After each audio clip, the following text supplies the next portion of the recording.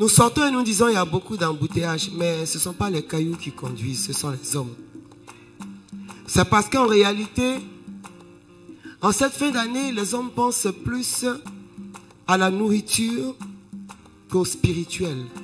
Et ceux qui pensent au spirituel sont plus dans le bruit et la distraction que dans la véritable intimité avec le Seigneur. C'est pourquoi nous avons déclaré tout est accompli. Comment dire tout est accompli? Lorsque après avoir passé presque 11 mois dans la présence de Dieu, les choses semblent bizarres.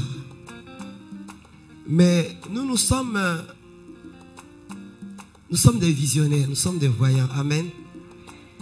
Ne nous arrêtons pas sur les choses que nos yeux voient. Nous déclarons des paroles qui vont se réaliser. Je l'ai dit hier, la Bible dit un jour, c'est comme 1000 ans pour Dieu. 1000 ans, c'est comme un jour. Tout dépend de comment tu vas aborder ces derniers jours. Si tu l'abordes dans un esprit de tout est accompli, alors ce qui semble être en retard va être accéléré. Si tu rentres dans un esprit de bon, de toute façon, la cloche est sonnée, elle sonnera tellement fort que tu seras encore plus découragé. C'est pourquoi je voudrais dire aux personnes qui en ces derniers jours préféreront rester chez eux et faire le programme de tout ce qu'ils vont manger. Mangez bien, mais assurez-vous que vous allez être vivant. Et assurez-vous que vous allez être bien vivant. Parce que si nous ne savons pas lire on va dire quoi, les éléments du temps actuel, au moins soyons sensibles à ce que nos yeux voient. Et ce que nos yeux voient, c'est la mort. Tout autour de nous, il y a quelque chose qui se passe chaque jour. Il y a un ami qui part, il y a un enfant qui part, il y a un parent qui part. Il y a quelquefois un alignement du père, de la mère. Mais nous savons que ce n'est pas normal ce qui se passe autour de nous.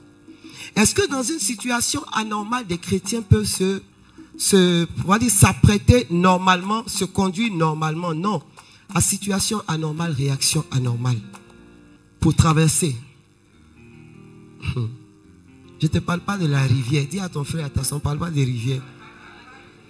Dis-lui, je ne te parle même pas du fleuve. Je te parle de traverser un système soutenu par une atmosphère spirituelle dangereuse. Essaie de te projeter dans cette barque où les disciples ont commencé à crier à Jésus, mais nous allons sombrer. Est-ce que tu dors? Vois cette tempête. C'est ce que nous vivons aujourd'hui. Actuellement, c'est cela. Il y a un vent d'est qui est fort. Il y a un vent d'est qui est fort. Il y a une mer qui s'agite. Les abîmes s'agitent. Et c'est pourquoi la nécessité de prendre Jésus dans la barque est importante. Surtout faire en sorte qu'il n'y ait pas un seul pied de Jésus qui soit dehors. C'est tout son être qui doit être dans la barque. C'est tout son être qui doit être dans la barque. S'il veut après, il peut dormir, mais c'est tout son être qui doit être dans la barque. Amen.